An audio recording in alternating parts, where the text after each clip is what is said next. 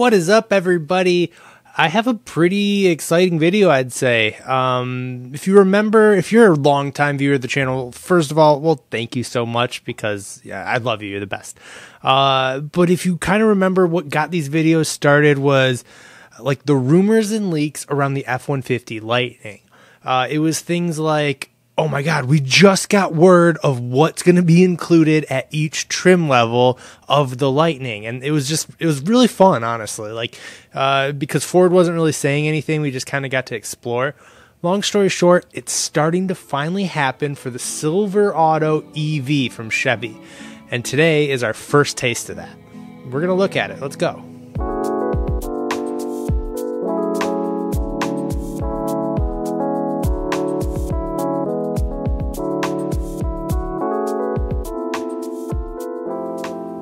So about a week ago, GM Authority, they released a pretty fantastic blog, an exclusive, they say, actually, of the rundown of what's going to be included on the work truck 3WT and 4WT work truck models.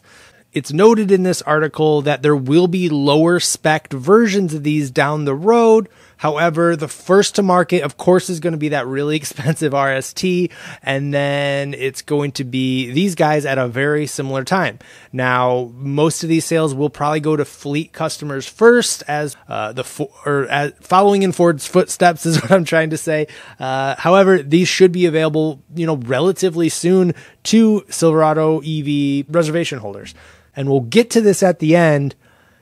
Let me just say, you're not getting into a Silverado, or at least a 2024 Silverado EV, for anything less than $70K. And we'll get to those final prices towards the end of this video. So as we go through the 3WT and 4WT, you're going to see that there's basically no difference. They're standard on both trims. The biggest difference between these is actually going to be the battery. We'll get to that towards the end of this video, but basically the big point here is we're going to see everything that's standard on these, upcoming EV, which I can't wait to dive into. So now we'll do that. I'll kind of blaze by the boring stuff like air filters, the first thing on this list. But the next thing is a dual zone automatic climate control. Great. Kind of assumed that would be there. That's basically standard in everything we get now. Cabin humidity and windshield temperature sensor. Cool. I don't know if I need that, but I'm glad I have it. We have the 8-inch digital driver information center. 8-inch, honestly, is probably more than enough, but you're competing with a lot of contenders who have that front navigation, and it's looking like 12 inches or 10 inches minimum. 8-inch might be a little bit short, but it also could be they're just leaving room for, like, on the higher trim. That's where the 12-inch and 10-inch comes in. Anyway, 8-inch digital cluster. It's going to be great. 6-speaker audio system. Sure, it's fine, but you'd like to see a little more there. Anyway, infotainment screen is an 11-inch touchscreen. Again, a little bit small. I think, I can't believe... Did you ever think there's going to be a world where we say your truck comes with 11-inch touchscreen and you'd think it's small? I can't believe I just said that out. Whatever. But you just look at the competition. I mean, Tesla's got up to 17-inch. You got your Lightning, which has a 12-inch minimum, and then up to the 15-inch or 15.5-inch. So the 11 inches kind of small, but again, it's gonna be totally fine. So right down this list, wireless phone projection for Apple. Okay, so that's a fancy way to say, yeah, it has Apple CarPlay and Android Auto. Steering wheel mounted audio controls. Cool. I honestly, you didn't have to mention that there, but I'm glad it has it. That should just be a must on basically every vehicle nowadays. Sirius XM, whatever. Wi-Fi hotspot, kind of assume that'd be there. Because that's of course it's going to have Wi-Fi because it's a way to upcharge us and get us to pay another monthly fee. Of course it's going to have that. All right, next section, I'm just going to kind of rattle off here. It's a bulk of stuff that have to do with charging. Not the interesting part of charging, like phone charging. So 2 USB ports in the floor console, two USB ports in the rear seat area, a 12 volt in your console, rear seat 120 volts, so that's like a household outlet, I believe. The E trunk, which might be the front trunk, has a 120 volt outlet, 4 outlets in the bed, and 1 240 volt outlet also in the bed. Your offboarding power here is the 7.2 kilowatt hour split phase AC power, and then we have, that's it for power. So what more could you need? I mean, you got that rear trunk with the same exact specs as the F-150 Lightning, with the 7.2 kilowatt, which is kind of in between. So if you remember the specs of the Lightning, it was, I believe, standard with like the 2 something kilowatt. I hope I'm right here. I'm trying to go off memory, but standard I think is like the 2.7 or something like that. And then most people upgraded to the 9 kilowatt hour one. And then this one, they're just saying, hey, you probably only need 7. Let's call it, and we'll split the difference here. Kind of like that move. Moving right along, HD surround vision. So like a trailer vision feature. We got surround vision recorder. I'm interested to learn what some of this stuff is. If I had to guess, I think that's just what they're calling like a 360 cam stuff. So next we have the adaptive cruise control, standard. Great. Power door locks. Okay. Yeah, I'd hope it has that. Remote vehicle starting system with preconditioning. Interesting. So it looks like the remote, they're tying that into one feature. Preconditioning usually in an EV has to do with conditioning the battery. I think that's what they mean here, even though it's weird that it's coupled in with remote vehicle starting system. So I don't know, maybe it's just making sure it's part of the battery platform to make sure it's fully optimized for when you're ready to take your truck out. If that's the case, then pretty sweet. Keyless open and start. Great. I love that feature. It should be standard on everything. Right here we have express down front and rear power windows. Yeah, fine. Rear window electric defogger. Cool. These are the things that really, are just so standard usually that you don't think you need them. And then if you didn't have them and you like saw it on the paper, you're like, oh yeah, we should probably have that. But at the same time, if you didn't see it and didn't have it, you might not know you were missing it. So pretty interesting. So next up is safety features. We won't spend too much time here, but front, side, and rear airbags. Better have that. Follow distance indicator. Now that's part of the tech side of things, which is pretty interesting. Glad you have that. Again, following distance indicator, I believe, has to do with when you are doing adaptive cruise control. It's how far you want to follow the vehicle in front of you. Forward collision alert. This is something Chevy vehicles have had for a long time. A big annoying red light that flickers if it thinks that you're about to crash into the car in front of you. My wife had a Chevy Blazer for a while, and it went off a couple times. We'll say that. One time it saved me probably from getting an accident, but the other times like, no, I'm fine. Whatever. Anyway, we have LED reflective windshield. Okay, don't really care. Enhanced automatic emergency braking. That goes hand in hand with what I was just talking about. Intersection automatic emergency braking. Great. Side bicyclist alert. As a bicyclist myself, I love seeing that. Rear pedestrian alert. Reverse automatic braking. Rear cross traffic braking. Front pedestrian bicyclist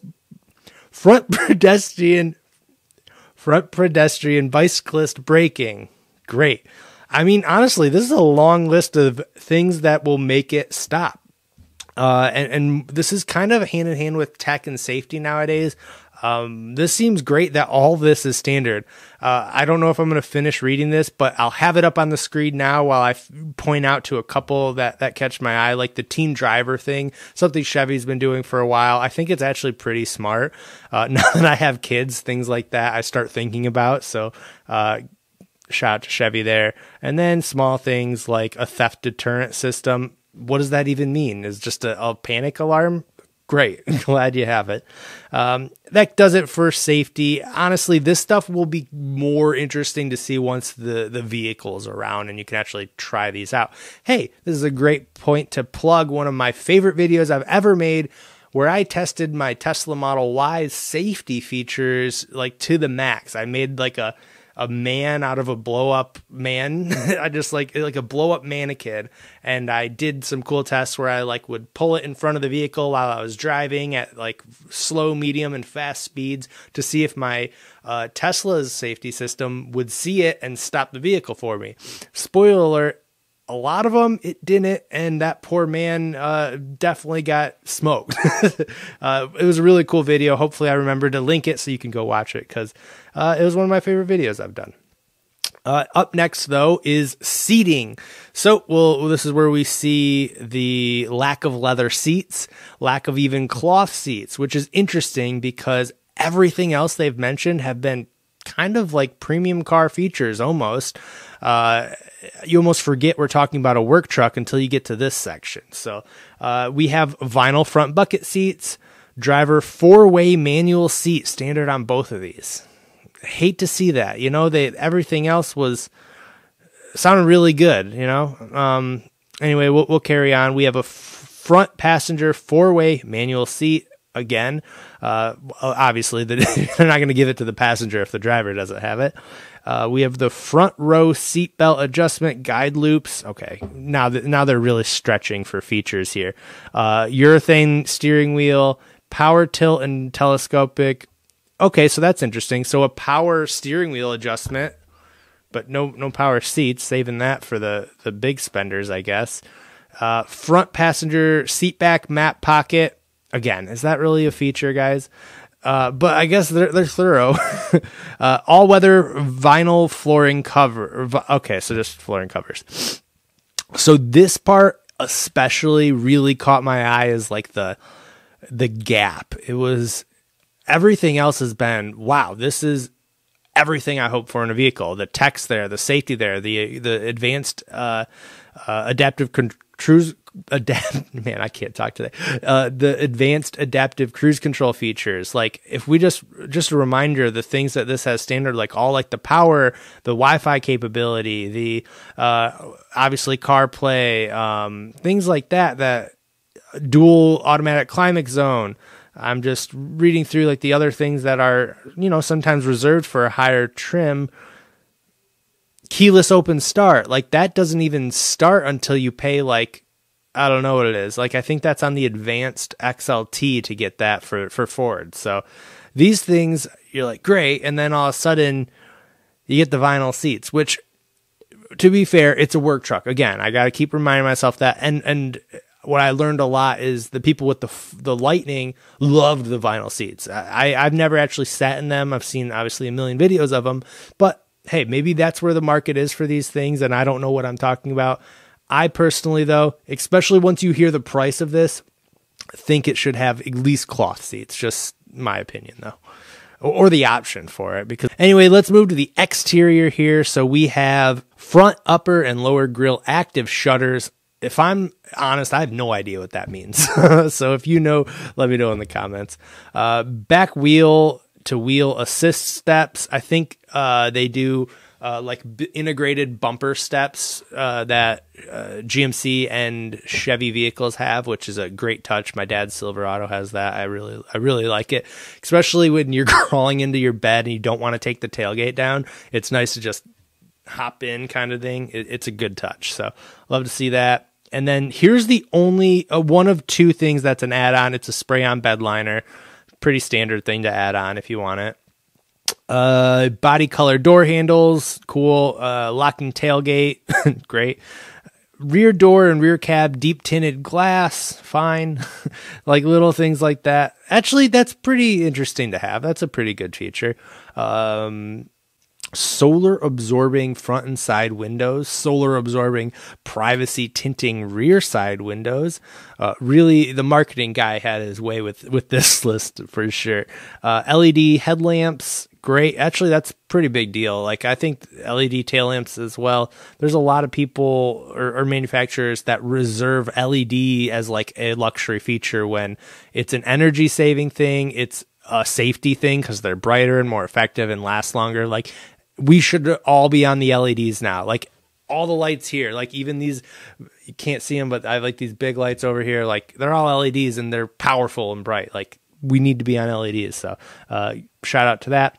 Heated power adjustable outside mirrors. See, again, that's heated and power adjustable. Like that's a pretty, I'd say, advanced feature that shouldn't be on a vehicle with vinyl seats.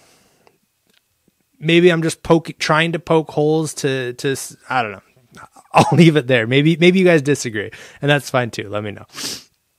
Black painted mirror caps, 5-foot 11-inch pickup bed, paint protector film, rear park assist. I love rear park assist. It's the best. If you don't know, that's like your sensing system for when you're backing in. Having a bed, it's just a lifesaver. I have it on my current F-150. It's not as good as a full 360 system, but hey, it's great to have. So, standard tailgate, great. Manual tailgate function with easy lift. Don't know what that means. All season bucket wheel tire again. The rest are tire stuff. Soft roll up tonneau cover included. Okay. That's nice. I mean, I'm sure it's a cheap piece of vinyl, but whatever. That's fine. And then E-trunk lockable. That's what they're calling the E-trunk is in fact the front trunk. So yeah, that's a pretty decent spec list for the outside. That's some premium features, I'd say. One huge thing noted that we're missing here is that big selling point that a lot of people are interested in, which is that flex midgate thing where you can extend your bed into the back of the truck. I'm just going to do another search here to make sure I didn't misreading it. So midgate. Yep. It does not look like that is included on the work truck feature. They are saving that for, again, the big boys get that and the big boys only. So up next is what they're calling the mechanical features.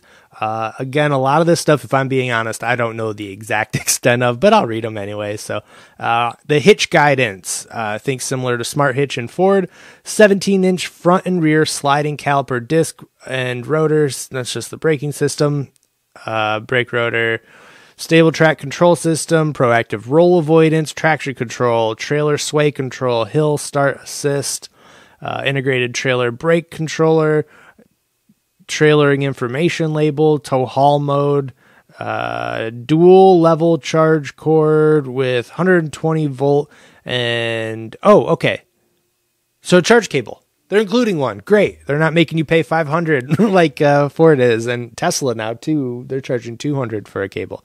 So they are including both an option for your home outlet, or if you have a 1450 NEMA connection, which is the 240 volt.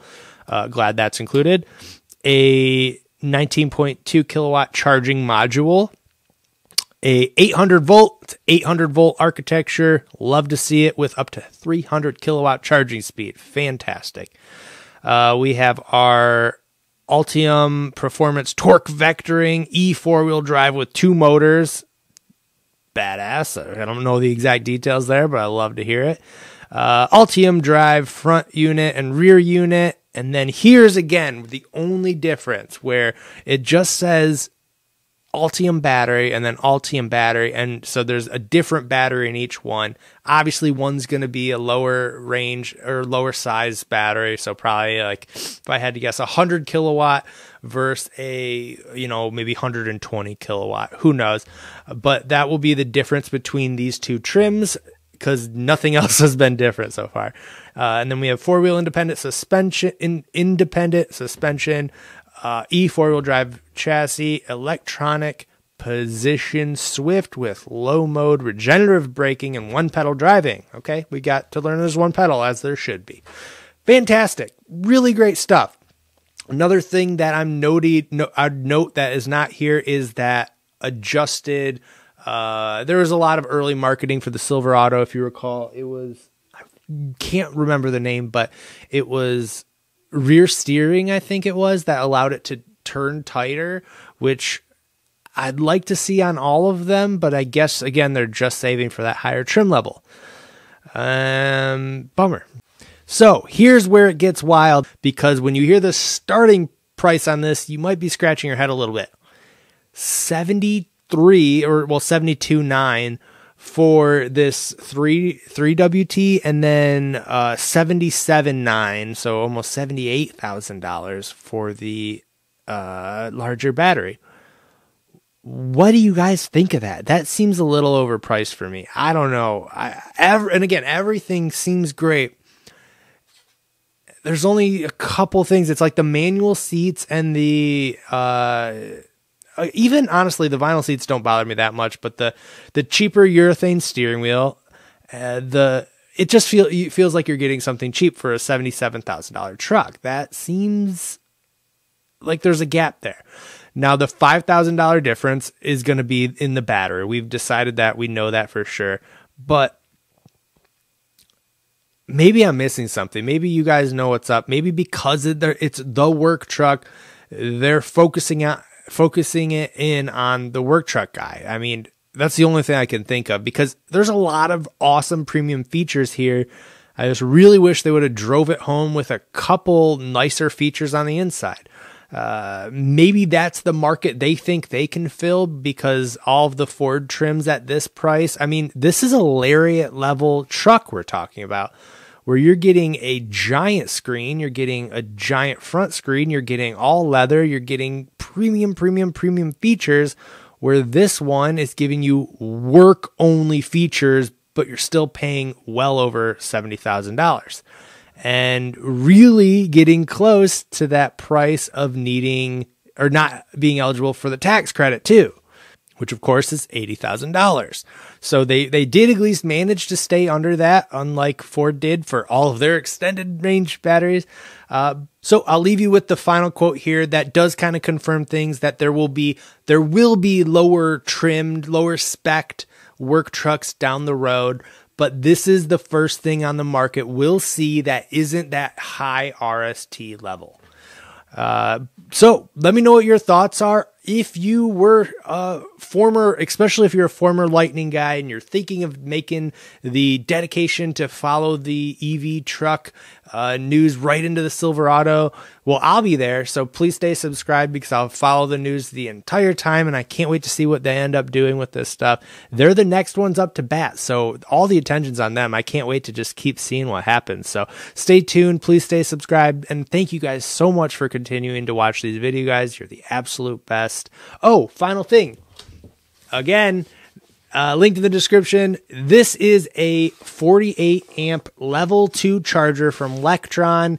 It is a fantastic unit, easy to install, as it just uses a 1450 NEMA outlet to do the installation, really. So we're giving this away totally free. Just follow the link below to be eligible. There's no purchase necessary. It is a giveaway from our friends at Lectron. And yeah, I can't wait to give it to one of you guys viewers. Hopefully it goes to a longtime viewer, and I hope that person is you.